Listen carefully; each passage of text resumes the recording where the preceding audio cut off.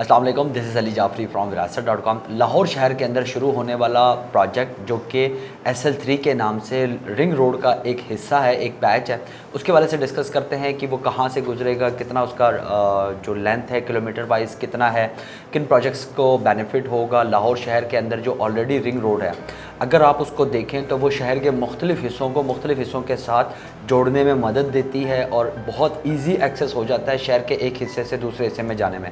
तो कोई भी हाईवे हो, चाहे जिस तरह मैंने इस्लामाबाद के रिंग रोड की बात की, मार्गला एवेन्यू की बात की, मोटरवे या सी पैक की हमने डिस्कशन की, इन तमाम चीज़ों का फ़ायदा डायरेक्टली रियल एस्टेट इंडस्ट्री के ऊपर होता है और उसके बाद फ़र्दन बहुत सारे इंडस्ट्रीज़ के अंदर इसका इम्पैक्ट पड़ता है। लोगों को फ़ायदा होता है जिनकी मतलब डेली की ट्रैवलिंग है उन्हीं एरिया से, तो उनको ज़्यादा बेनिफिट होता है।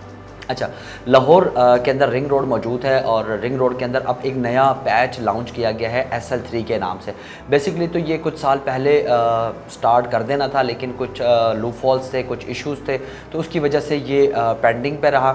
अब इसके ऊपर प्रॉपर कंस्ट्रक्शन स्टार्ट कर दिया गया है। FWO के पास ये प्रोजेक्ट था, तो अब उसके ऊपर काम स्टार्ट कर दिया। अच्छा, ये स्टार्ट होता है अड्डा प्लॉट से स्टार्ट होता है और ऑनवर्ड मुल्तान रोड तक जाता है। तो इसके अंदर बीच के कुछ प्रोजेक्ट्स भी आते हैं, जिसके अंदर NFC फ़ेज़ 2 आता है, बहरिया टाउन के कुछ ब्लॉक्स आते हैं जहां से ये गुजरता हुआ मुल्तान रोड की तरफ जाता है।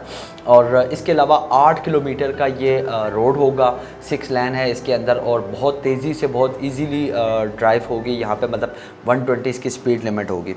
अच्छा, इसके अलावा FWO का ये कहना है कि 6 महीने के अंदर अंदर हम इसको कंप्लीट कर लेंगे, क्योंकि इस वक्त जो रोड है, जो वो रास्ता है जिसके ऊपर ये बनना है, उसको ब्राउन कर दिया गया है और उसके बाद इसकी लेवलिंग के बाद इसके ऊपर प्रॉपर कारपेटिंग स्टार्ट कर दी जाएगी।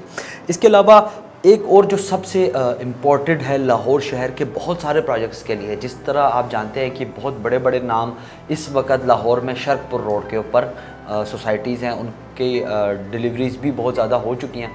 तो शर्कपुर रोड को लाहौर के इस SL3 के साथ एक लिंक रोड दिया जाएगा, जिसके तहत शर्कपुर रोड की आबादी डायरेक्टली उस लिंक रोड से कनेक्टेड हो जाएगी इस SL3 पे साउदर्न लूप के ऊपर, और उसके बाद वो उसी रिंग रोड से किसी भी तरफ मूव हो सकता है, क्योंकि उसके ऊपर और बहुत सारे लूप्स हैं, नॉर्दर्न है, ईस्टर्न है, तो आप वहाँ से कहीं पे भी मूव हो सकते हैं।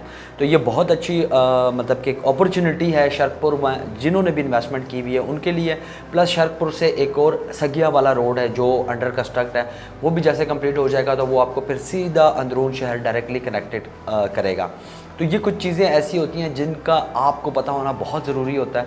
उसकी वजह ये है कि इन्वेस्टमेंट आपने करनी है, बेनिफिट आपने लेना है, तो आपको ये पता होना चाहिए कि कहाँ पे किस लेवल की कंस्ट्रक्शन हो रही है, गवर्नमेंट क्या कर रही है, कहाँ पे नए हाईवेज़ या रोड्स आ रही हैं, तो वहाँ पे इन्वेस्टमेंट करें जहाँ पे आपको बेनिफिट हो।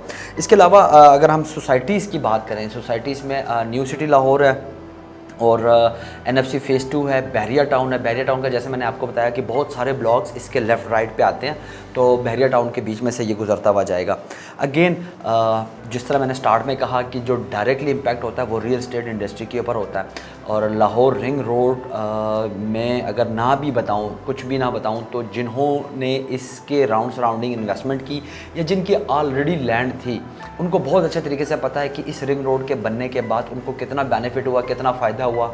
बल्कि जिनकी रॉ लैंड थी, रैंडम जिनकी प्रॉपर्टीज़ थी, वहाँ पे परचेजिंग स्टार्ट हो गई, सोसाइटीज़ ने, डेवलपर्स ने लैंड परचेजिंग स्टार्ट कर दी और वहाँ पे टाउन्स या सोसाइटीज़ बनना स्टार्ट हो गई।